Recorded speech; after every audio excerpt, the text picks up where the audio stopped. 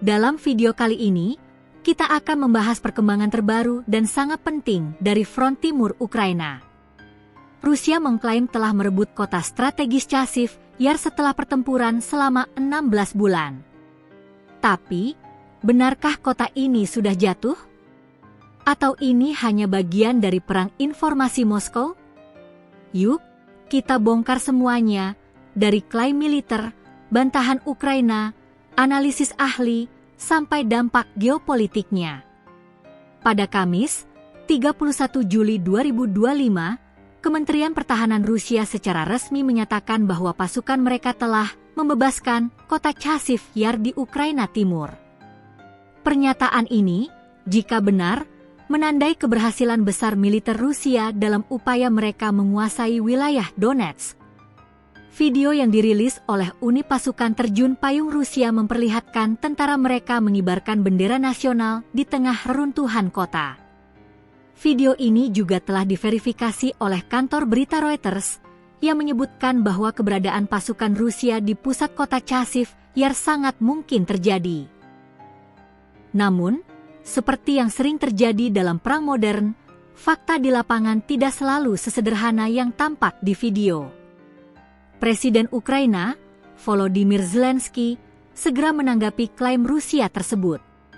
Dalam pidato malamnya, ia menyebut kabar itu sebagai disinformasi.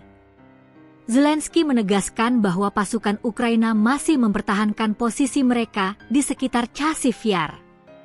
Tak hanya itu, juru bicara militer Ukraina pun menyatakan bahwa klaim Rusia tersebut adalah propaganda belaka. Sementara itu, blog pemantau perang independen Deep State yang dikenal karena akurasi tinggi dan penggunaan data sumber terbuka, juga membantah bahwa Rusia telah sepenuhnya menguasai kota tersebut. Chasiv Yar bukan kota sembarangan.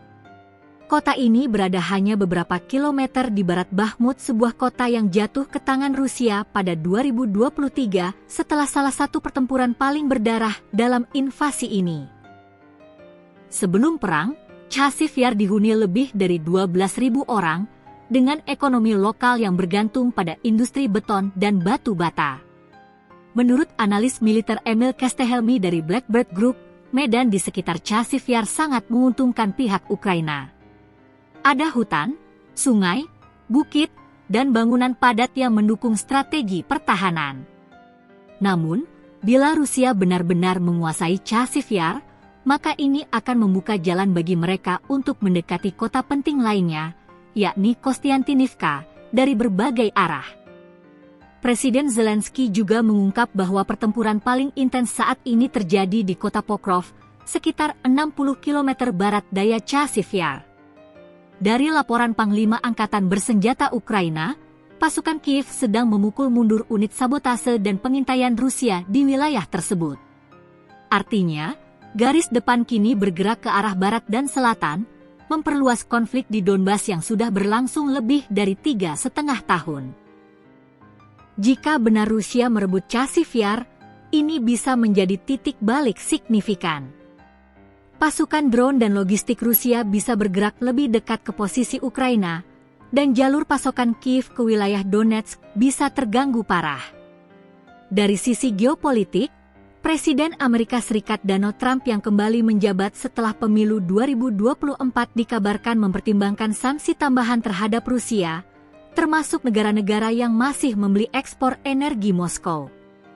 Trump bahkan mengultimatum Rusia dan Ukraina untuk mencapai kesepakatan damai sebelum akhir tahun ini.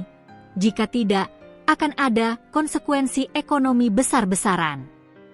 Situasi di Chasiv Yar menunjukkan bahwa perang ini belum akan berakhir dalam waktu dekat. Dengan saling klaim dan kontraklaim, publik dunia hanya bisa menunggu bukti yang lebih kuat. Apakah Rusia benar-benar telah merebut kota ini, atau ini hanya manuver psikologis dalam perang panjang?